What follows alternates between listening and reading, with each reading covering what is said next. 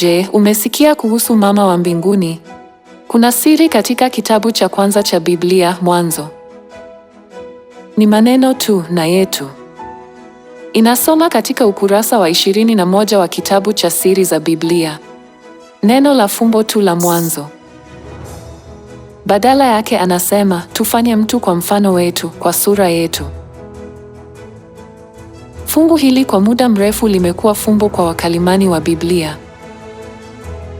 Hii ni sehemu ya ajabu. Mwanzo sura ya kwanza mstari wa 26. Ndipo Mungu akasema, tufanye mtu kwa mfano wetu, kwa sura yetu. Watu hufikiri kwamba kuna Mungu mmoja tu. Ikiwa hivyo, kwa nini alisema tu na yetu? Tuangalie Biblia ya Kiebrania. Kulingana na Mwanzo sura ya kwanza mstari wa 26 katika Biblia ya Kiebrania, Mungu katika mstari huu ameandikwa kama Elohim. Neno Elohim liliandikwa takribani mara 2500 katika Agano la Kale. Neno Elohim sio umoja bali wingi. Hebu tujue maana ya neno Elohim katika kamusi ya Kiebrania. Elohim ni wingi wa 433 Eloa, maana yake miungu. 433 Eloa maana yake ni Mungu, ambayo ni umoja.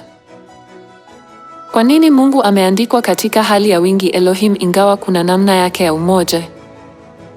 Ni kwa sababu Mungu sio mmoja. Basi, unadhani kuna Mungu wangapi? Jibu lipo katika mstari unaofuata. Katika Mwanzo sura ya kwanza mstari wa 27 imeandikwa, kwa hiyo Mungu akamuumba mtu kwa mfano wake mwenyewe, kwa mfano wa Mungu alimuumba, mwanaume na mwanamke aliwaumba. Ukweli kwamba mwanaume na mwanamke waliumbwa kwa mfano wa Mungu unamaanisha kwamba kuna mfano wa mwanaume wa Mungu na mfano wa mwanamke wa Mungu. Je, mfano wa mwanaume wa Mungu tunamwitaje? Katika Mathayo sura ya 6 mstari wa 9 imeandikwa, hivi basi ndivyo iwapasavyo kuomba, Baba yetu uliye mbinguni. Tunamwita Baba wa mbinguni. Je, tutahitaje mfano wa mwanamke wa Mungu?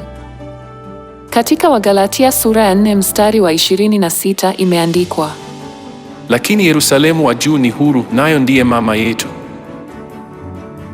Kumwita mama wa mbinguni. Kwa hiyo, kuna Mungu wawili, Baba wa mbinguni na mama wa mbinguni. Kulingana na Ufunuo sura ya 22 mstari wa 17 imeandikwa, Roho na bibi arusi wanasema, njoo. Na kila anayetaka na anywe maji ya uzima bure.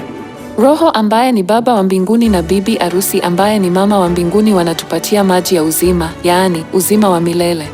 Kwa hiyo, tunaweza kupokea wokovu kwa kuamini sio tu Baba wa mbinguni bali pia mama wa mbinguni ambaye Biblia inashuhudia kumhusu.